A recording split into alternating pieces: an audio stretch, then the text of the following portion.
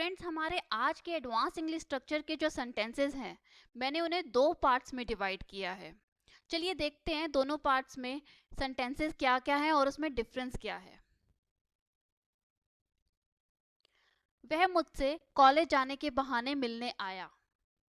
मैंने अपनी माँ से किताब खरीदने के बहाने पैसे लिए। अंजलि मेरे घर पढ़ने के बहाने आती है। वह गैस की जांच के बहाने घर में घुस गया। और हमारा सेकंड पार्ट है, उसके सेंटेंसेस हैं, वह किसी ना किसी बहाने से मुझे कॉल करेगा। मुझे किसी ना किसी बहाने से इससे बाहर निकलना था।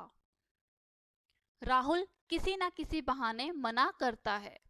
अब आप देख रहे होंगे फर्स्ट पार्ट और सेकंड पार्ट के सेंटेंसेस में डिफरेंस। फर्स्ट पार्ट में जो है के बहाने के सेंटेंसेस हैं और सेकंड पार्ट में किसी ना किसी बहाने से या किसी ना किसी बहाने के सेंटेंसेस हैं। चलिए अब इन सेंटेंसेस को इंग्लिश में कैसे बनाना है, उसके रूल्स, उसके स्ट्रक्चर देखते हैं।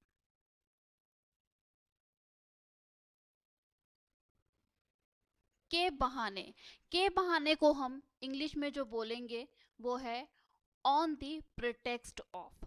बहाने को हम प्रिटेक्स्ट बोलते हैं और जो सेंटेंस हम बना रहे हैं वो है ऑन द प्रिटेक्स्ट ऑफ पे, यानी के बहाने। वह मुझसे कॉलेज जाने के बहाने मिलने आया। अब आप इस सेंटेंस में देख रहे हैं वह मुझसे मिलने आया और लेकिन उसने बहाना क्या लगाया है, कॉलेज जाने का। ठीक है, तो अब ऐसे सेंटेंसेस के लिए जो रूल और स्ट्रक्चर है वो है, पहले आएगा सेंटेंस, फिर आएगा ऑन द प्रिटेक्स्ट ऑफ और फिर आएगा जीरेंट। जीरेंट आप सबको पता ही होगा, वर्ब प्लस आईएनजी। तो सेंटेंस में क्या आएगा, वह मुझसे मिलने आया, यानी कि उसने जो बहाना लगाया है वो बहाना लगा के उसने क्या काम किया है वो आएगा सेंटेंस में। जैसे वह मुझसे मिलने आया तो वो आ जाएगा सेंटेंस में, और ऑन द प्रिटेक्स्ट में आएगा ऑन द प्रिटेक्स्ट, और फिर आएगा जीरेंट। जीरेंट यानी कि वर्ब प्लस आईएनजी। अब कॉलेज जाना क्या हो गया, ये हो गया जीरेंट हो गया। जाने को हम बोलते हैं गो, यानी कि जीरेंट क्या है, वर्ब प्लस आईएनजी, तो गो प्लस आईएनजी क्या हो जाएगा, गोइंग।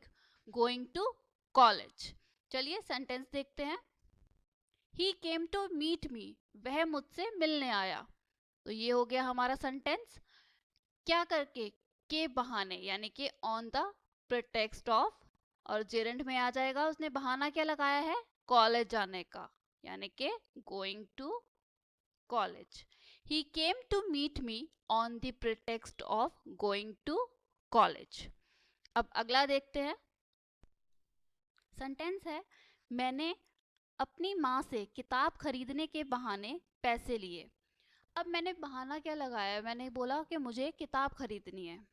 ठीक है, तो मैंने क्या कर दिया, किताब खरीदने के बहाने क्या किया, अपनी माँ से पैसे ले लिए। तो सेंटेंस में आएगा मैंने अपनी माँ से पैसे लिए।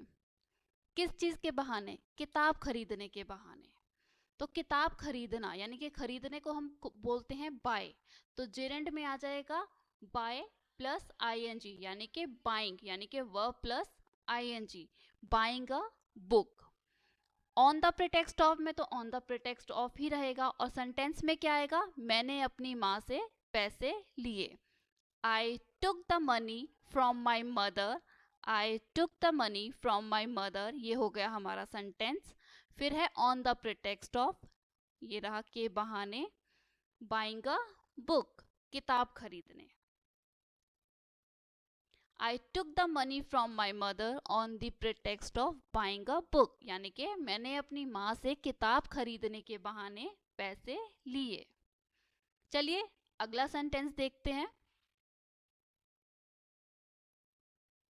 अंजलि मेरे घर पढ़ने के बहाने आती है। उसने वो बहाना क्या लगाती है कि वो पढ़ने जा रही है, यानी कि पढ़ने के बहाने। तो पढ़ने को क्या बोलते हैं, स्टडी। तो जीरेंड में क्या आ जाएगा, स्टडी प्लस आईएनजी, यानी कि स्टडिंग। ये हो गया on the pretext of studying. और सेंटेंस में क्या आएगा, अंजलि मेरे घर आती है। Anjali comes to my house, Anjali comes to my house on the pretext of studying. तो ये हमारा हो गया सेंटेंस।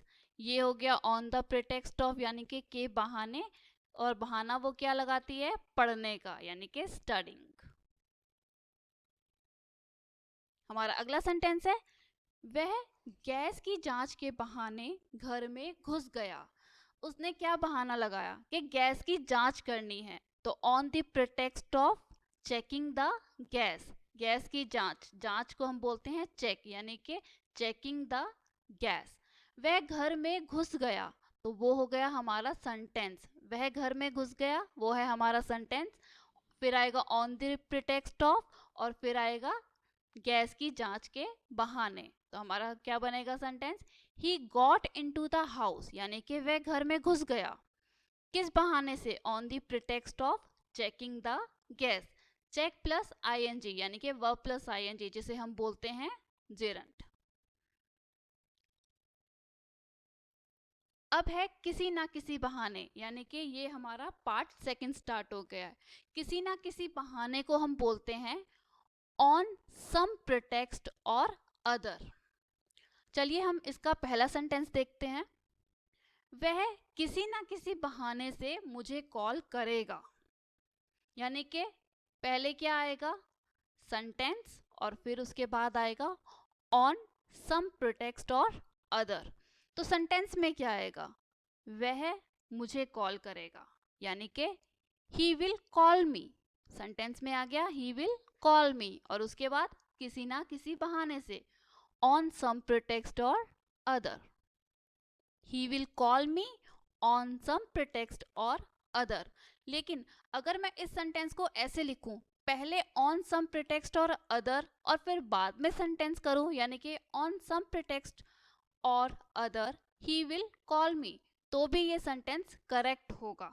आप on some pretext or other पहले लिख के बाद में सेंटेंस अगर लिखते हैं तो भी सेंटेंस करेक्ट माना जाता है। चलिए अगला सेंटेंस देखते हैं। मुझे किसी ना किसी बहाने से इससे बाहर निकलना था, तो सेंटेंस में क्या आ जाएगा, मुझे इससे बाहर निकलना था, फिर किसी ना किसी बहाने से, यानी कि on some pretext or other. चलिए सेंटेंस देखते हैं। I had to get off it, यानी कि मुझे इससे बाहर निकलना था किसी ना किसी बहाने से, on some pretext or other.